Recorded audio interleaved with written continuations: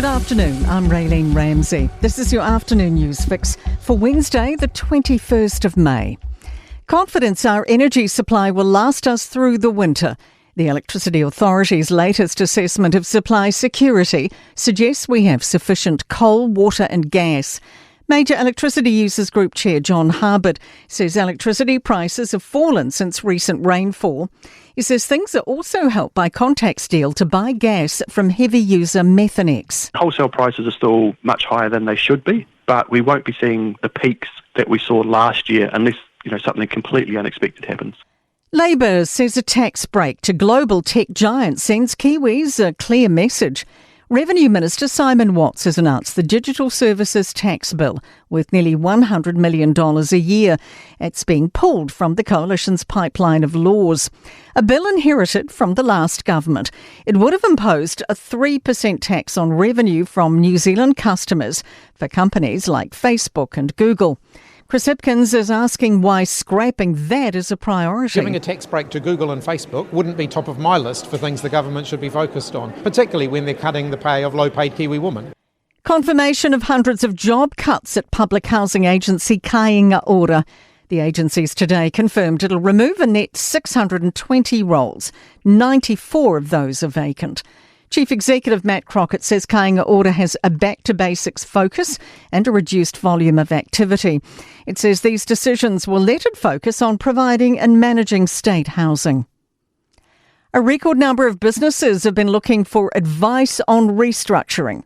Inquiries to the Employers and Manufacturers Association advice line spiked in the first quarter of this year with 403 queries. 2,500 businesses liquidated last year. Head of Advocacy and Strategy, Alan McDonald, says workplace pressures from COVID-19, high inflation and rising interest rates have continued. Everyone's hoping that the turnaround, the recovery, whatever you want to call it, was going to be in 2025, but it increasingly looks like 26 or at least the back end of this year anyway.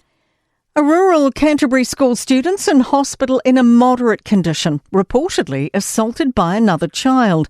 Emergency services were called to Oxford Area School outside Christchurch at about 2 this afternoon.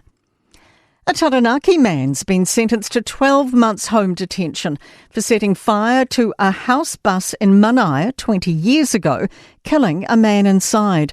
Open Justice reports 38-year-old Frederick Martine King pleaded guilty to the manslaughter of Michael Slade at the High Court at New Plymouth. Claudia O'Neill has more. The 27-year-old labourer was sleeping when King, who'd been drinking, lit a piece of paper in a bus window in August 2005. King confessed last June, which factored into his reduced sentence. The courts accepted he admitted to the fire in 2006, but it was absent from police records. To sport, All Blacks captain Scott Barrett is back from a finger injury for the Crusaders as they welcome the Highlanders in the penultimate round of Super Rugby this weekend. Warriors duo Leka Halasima and 21-year-old Jacob Laban, who have already made an impact in first grade, have signed deals stretching to the end of 2029. And the Oklahoma City Thunder have turned on a second-half show to demolish the Minnesota Timberwolves 114-88 in Game 1 of the NBA's Western Conference Finals. That is your latest news fix. We'll have more for you tomorrow morning from the Newstalk ZB newsroom.